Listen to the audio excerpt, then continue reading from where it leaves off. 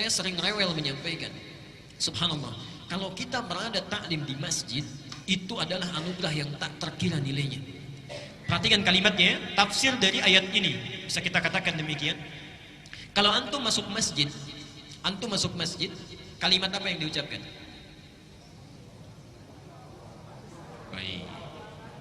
Lihat ya, masjid rumah siapa? Rumah Allah. Masuk rumah Allah Sang Khalik dengan masuk rumah kita, itu sudah lain aturannya. Masuk rumah kita, sebelum masuk kita ucapkan dulu Assalamualaikum. Tolong dicatat ini ya, hadisnya sahih. Seorang yang masuk ke satu ruangan kemudian tidak mengucapkan Assalamualaikum, maka syaitan jin berkata kepada teman-temannya, ada tempat bermalam bagi kita hari ini. Kalau kita mengatakan Assalamualaikum misalnya, walaupun tidak ada orang, dan jangan khawatir akan dijawab, nggak apa-apa. Assalamualaikum misalnya, kalau kita ucapkan Assalamualaikum, maka syaitan atau jin dia berkata kepada kawan-kawannya, tidak ada tempat bermalam bagi kita hari ini. Pun sama saat kita makan atau minum misalnya, tidak mengucapkan Bismillah karena Allah, maka jin akan berkata, syaitan akan berkata kepada kawannya, kita punya jatah makan atau minum. Tapi kalau kita bacakan Bismillah, sebut nama Allah, dia akan berkata, tidak ada jatah bagi kita hari ini, baik makan ataupun minuman. Rumah Allah beda cara masuknya. Antum rumah biasa, Assalamualaikum, masuk rumah Allah, kaki kanan yang dilangkahkan, dan kalimatnya lain, Allahumma ftahli abwaba rahmatik. Subhanallah. Tolong fokus ke sini ya. Ya Allah, barangkali antum selama ini cuma dibaca, tapi sebetulnya Allah sedang menunggu kita. Allahumma ya Allah, iftahli, bukakan kepadaku, bukakan untukku, abwaba, pintu-pintu, bukan hanya satu pintu. Ini bukan pintu fisik yang dimaksudkan. Abwaba rahmatik, pintu-pintu rahmatmu yang luas itu. Kalimat rahmat di Quran wujudnya ada 3.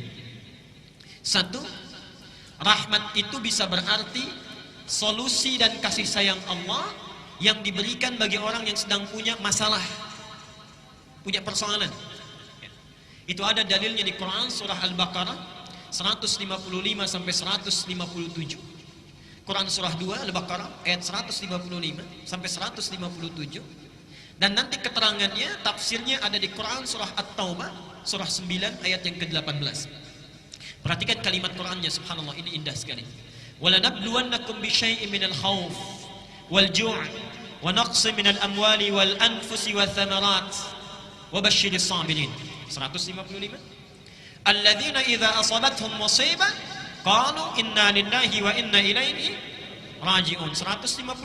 Sekarang lihat 157-nya. أُولَئِكَ عَلَيْهِمْ صَلَوَاتٌ مِنْ رَبِّهِمْ وَرَحْمَةٌ وَأُولَئِكَ هُمُ muhtadun. Berhenti di sini. Mohon fokus ke sini, ke ayatnya. Kata Allah, dan siapapun yang hidup itu, pasti kami akan uji kehidupannya dengan berbagai ujian yang bermacam-macam. Minal khauf, ada yang gelisah, khawatir, takut. Di antara kita juga pasti itu ada yang gelisah. Tidak mungkin orang hidup tidak gelisah. Gelisah kalau anak terlambat datang ke rumah. Gelisah kalau suami telat. Gelisah kalau istri belum pulang jam sekian dan sebagainya. Gelisah kalau pekerjaan kita belum menghasilkan seperti yang diharapkan. Wal ju', kekurangan makanan. Wa naqsun minal amwal, kekurangan harta. Wal anfus, ada yang sakit sampai dengan wafat. Wath thamarat, ada yang bekerja tapi hasilnya tidak sesuai harapan. Pasti kita akan alami itu. Seakan-akan, mohon maaf, manusia itu tidak akan luput dari masalah. Tidak ada orang hidup gak punya masalah. Kata Allah, wabashiris sabirin, berikan kabar gembira kepada orang yang sabar saat dia menerima ujian itu. Siapa mereka? Alladzina idza asabathum musibah qalu inna lillahi wa inna. Perhatikan rumusnya. Kita qalu di sini bukan hanya berkata, bukan. Kata qaul itu juga bisa berarti meyakini. Meyakini dengan sangat yakin. Jadi kalau antum sedang punya masalah, rumus cepatnya jangan mengeluh. Mengeluh itu tidak menyelesaikan persoalan. Antum datang ke sini ada macet, terjebak lampu merah. Antum keluh kesah sana sini, memarahi lampu, itu tidak akan berubah, tetap merah. Kita menggerutu, situasi tidak akan berubah. Jalan yang pertama kita lakukan, qalu inna lillahi wa inna ilaihi raji'un. Subhanallah, alhamdulillah, Allah sudah mengatur ini. Memang ini jalannya yang harus saya lalui. Kalau seseorang mendekat kepada Allah, lahir ketenangan dalam jiwanya. Kalau dia sudah tenang, dekat dengan Allah, perhatikan 157-nya. Ulaika alaihim salawatu min rabbihim. Satu. Orang-orang yang punya sikap seperti ini dipuji oleh Allah. Wa rahmah, kalau sudah dipuji diberikan rahmat. Apa bentuk rahmat itu? Wa ulaika humul muhtadun, diberikan solusi, petunjuk untuk menyelesaikan seluruh masalah-masalahnya. Subhanallah. Bapak Ibu sekalian, ketika antum masuk ke masjid, awas, di antara kita barangkali ada yang lupa. Dibuka pintunya, mengucapkan Allahumma ftahli abwaba rahmatik, bukakan pintu-pintu rahmatmu ya Allah. Ayat ini seakan-akan memberikan kesan Allah sedang menunggu kita punya persoalan apa. Diseakan-akan Allah ini di rumahnya ini sedang menunggu. Adakah di antara kita yang sedang gelisah hatinya? Adakah yang punya persoalan di pekerjaan dan hartanya? Adakah yang sedang sakit ingin meminta kesembuhan? Adakah yang sedang punya persoalan omsetnya barangkali tidak naik, stagnan, terus turun dan sebagainya? Antum masuk ke ruangan masjid, Allah sudah tunggu. Jadi kalau kita sudah berada di dalamnya, tunaikan salat 2 rakaat, duduk, sibukkan diri kita untuk meminta kepada Allah Subhanahu wa taala. Orang yang minta diberi nama dengan muhtadun, kalau sudah diberikan diberi nama dengan muhtadin. Lihat di surah At-Taubah ayat ke-18 tadi, tafsirnya. Innama ya'muru masajidallahi man amana billah wa aqama as-salah wa ata az-zakah wa lam yakhsha illallah fa asa ulaika ay yakunu minal muhtadin. Yang memakmurkan masjid Allah itu kalangannya terbatas. Kalangannya terbatas, subhanallah. Itu hanya orang-orang yang yakin kepada Allah, menunaikan salat dengan konsisten, tunaikan zakatnya dengan baik, tidak pernah takut kecuali hanya pada Allah Subhanahu wa taala. Subhanallah, kata Allah, fa'asa ulaika ayyakunu minal muhtadin. Asa beda dengan la'alla. Kalau la'alla itu berjuang keras dulu baru dikasih. Karena itu ketika Allah menurunkan ayat tentang puasa di Ramadan, itu ujungnya ditutup dengan la'allakum. Terulang sebanyak 59 kali dalam Al-Qur'an. La'allakum itu artinya sesuatu baru diberikan kalau dia serius. Kalau serius. Karena itu jangan harap setiap orang yang puasa itu bisa takwa, belum tentu. Ketika la'allakum tattaqun menutup ayat Al-Baqarah 183, seakan-akan ada kesan yang bisa jadi takwa itu hanya orang yang serius puasanya. Yang tidak serius belum tentu dapat. Mungkin awal-awal puasa salatnya di saf terdepan, selesai puasa, maaf, masjidnya pun bisa tidak hafal. Mungkin bisa begitu.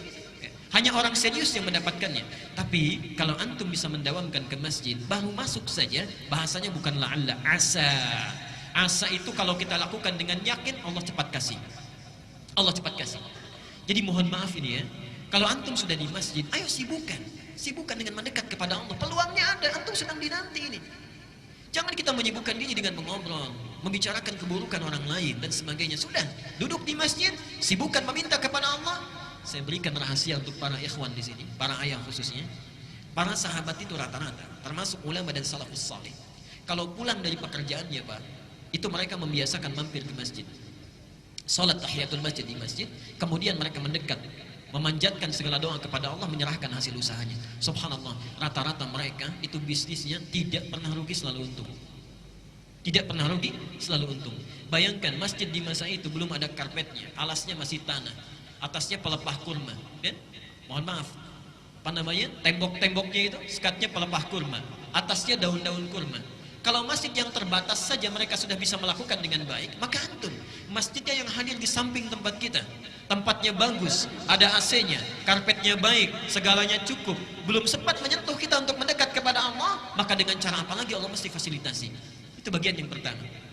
Yang kedua, rahmat itu juga bisa berarti ampunan Allah bagi orang yang punya dosa tanpa batas. Bagi orang yang punya dosa yang berlebih. Quran surah 39 ayat 53, Az-Zumar. Quran surah 39 ayat 53. Qul li'ibadiyalladzina asrafu ala anfusihim la taqnatu min rahmatillah. Katakan Muhammad kepada hamba-hambaku yang berbuat dosa dengan israf. Israf itu berlebihan. Jadi kalau ada orang minum 1 gelas, yang ini 8 gelas. Ini makan 1 piring, yang ini 4 piring. Ini belanja sesuai kebutuhan, ini setiap yang dilihat harus dibeli, kalau perlu ngutang. Itu israf namanya. Ada orang israf berbuat dosa. Yang ini cuma gosip, yang ini bohong, yang ini mencuri, Yang selanjutnya itu semuanya dilakukan. Gosip iya, bohong jalan, mencuri dilakukan.